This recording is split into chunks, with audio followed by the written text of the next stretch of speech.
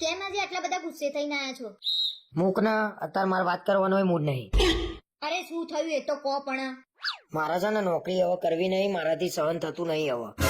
કેમ શું થયું? કોઈ જોડે ઝઘડો કરીને આયા છો? એ તો કંપની વાળાએ 9,000 માં ખરીદી લીધા હોય ને એવી વાત કરે છે.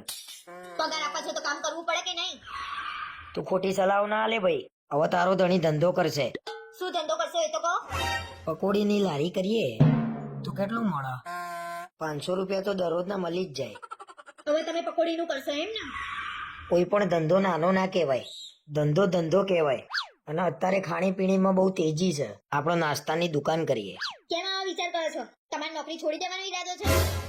અરે હા, છોડી દેવાની છે એટલે તો ધંધાનું વિચારું છું. એટલે ટૂંકમાં તમારે ધંધો જ કરવો છે એમ ને? વાંધો નહીં, કરી નાખો ધંધો તમે. આ વખત ધંધો થઈ રહેશે. અને જોરદાર નાસ્તાની દુકાન ના બનાવું ને તો મને યાદ કરજે. આપણે સરસ દુકાન બનાવીશું, પણ તમારી જોડે પૈસા કેટલા છે એ તો કહો. 10,000 જેવું રોકડા પડ્યા છે અને 20-22,000 જેવું ખાતામાં પડ્યું હશે.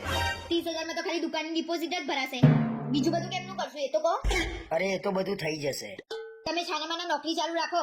શેઠિયો મારે ને તોય નોકરી તો કરવાની જ છે. અને મારા દાગીના તમારા જોડે પડ્યા છે ને, મને આપી દેજો. મારી મમ્મીને ઘેર મોકલાઈ દઈશ. નોકરી વાળા તો નોકરી વાળા, હવે તો ઘર વાળાને મારી ઉપર ભરોસો નહીં રહ્યો.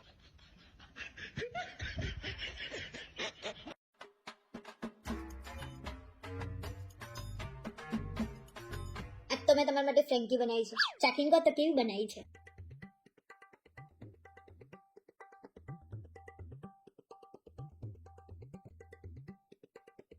હા હા હા હા, શું ફ્રેન્કી બનાવી છે?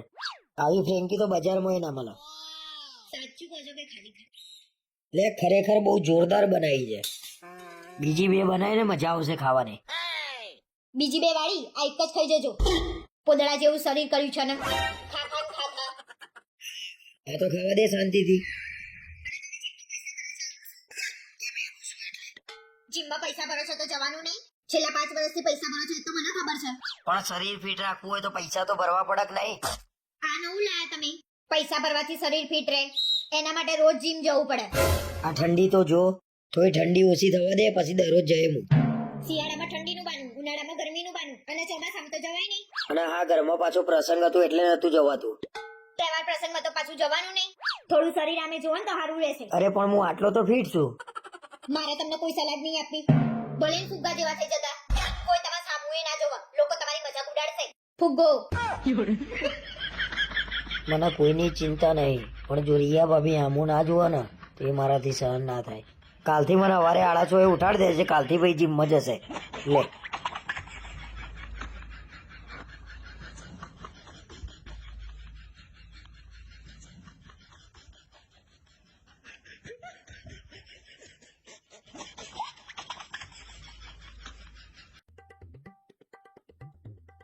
હું શું કહું?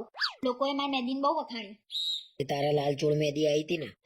એકદમ લાલચોળ અને ઘાટી મહેંદી આવી હતી. આવત ને 1,000 રૂપિયા આલે છે મહેંદી મુકાવાના. તું બહુ ખુશ છું ને? હું તો બહુ ખુશ છું. તમારું નસીબ સારું છે કે મારી મહેંદીનો કલર આછો ના આવ્યો.